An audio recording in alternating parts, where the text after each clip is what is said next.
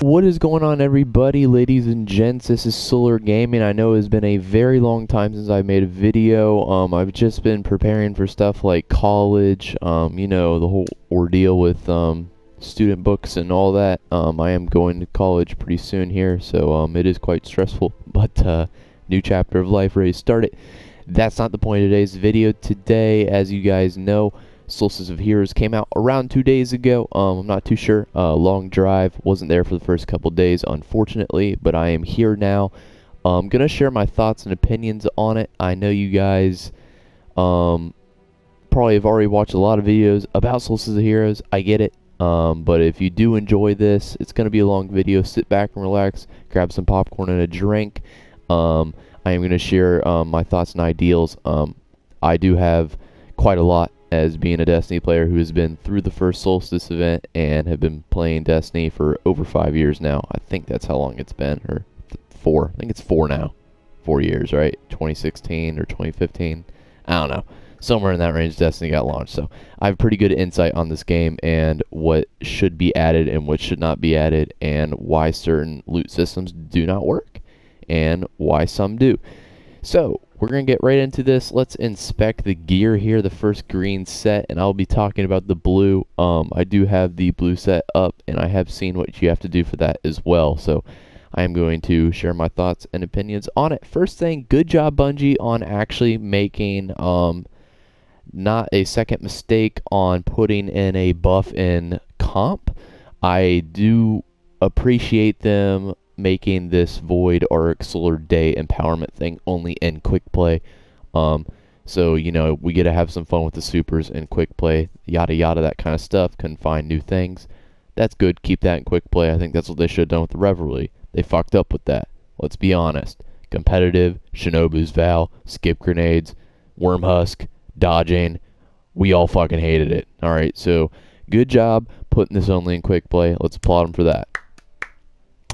Okay, so the next thing, let's get to the base of it, the new EAZ, the new area. What are my thoughts on that? I think it's kind of cool. I did watch Glad's video earlier today where they try to do a speed run and the mini bosses are actually capped, which is unfortunate.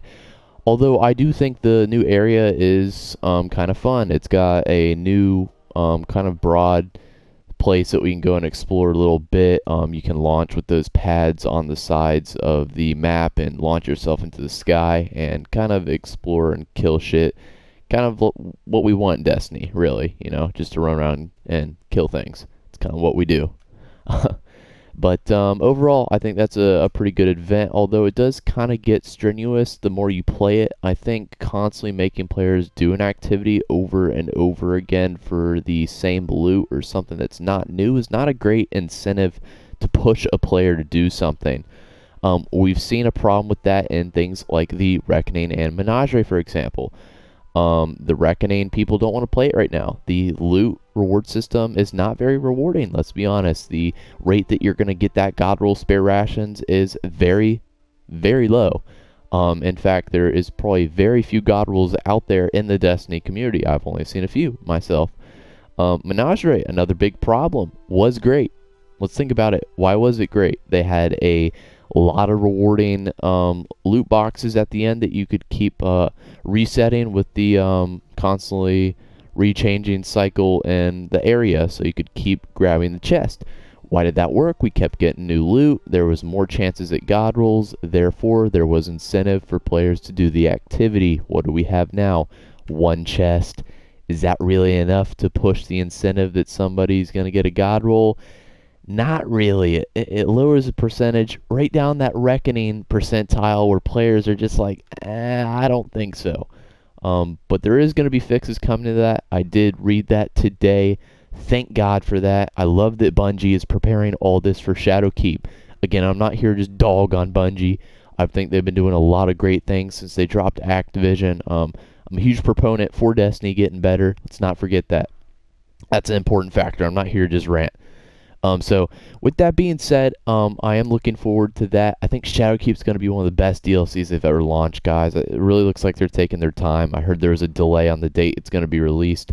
That's a good thing, guys. That's a really good thing. It means that they're trying to push as much content as they can into that DLC before it's ready. That's what we want. Don't push it out immediately. Let's wait, get the content we need so we're not upset when it's actually delivered to us.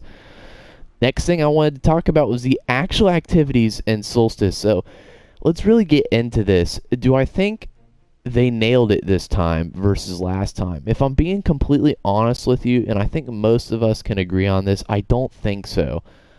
Even though we're not having to do those, strenuous missions again, with the servitors and whatever that one mission was called where you had to run through the sun. I'm not going to remember the exact names of them. Get to the point, they were very long. They took a lot of time, and just doing them over and over again wasn't really fun. With that being said, I feel like we kind of have the same thing, even though it's not the missions. The precision final blows, the hive defeated, EAZ, EAZ, EAZ, strikes, orbs, public events, packages, orbs, crucible, gambit, strikes. It's this checklist thing that we've seen before, and it's a problem. It really is, because these things, like I said, we don't have much incentive. Even though it's for legendary armor that's going to be better than the rest of the stuff we have right now, doing all this is very strenuous. I know a big argument is that we have a lot of time, and doing this grind isn't really that bad if you do it from a time scale. I don't think that's a really fair argument. Comparing anything to a time scale is just it's really unfair, because you can kind of say that for anything if you're trying to grind for something that's a very low percentage. Let's take spare rations for example. It's a very low drop rate, very low god roll drop rate, but somebody could argue, oh well, you have all this time until next season, just get it while you can. You see what I did? It's not a really fair argument, okay? Because anyone out there knows that spare rations is a very low percent drop rate, especially the god roll. Same thing with the gear set. Just doing all this, even though it's like within time, it's just not really fun, It's one of those things where somebody texts you like, "Yo, you ready to grind out these Solstice drain gauntlets, brother?"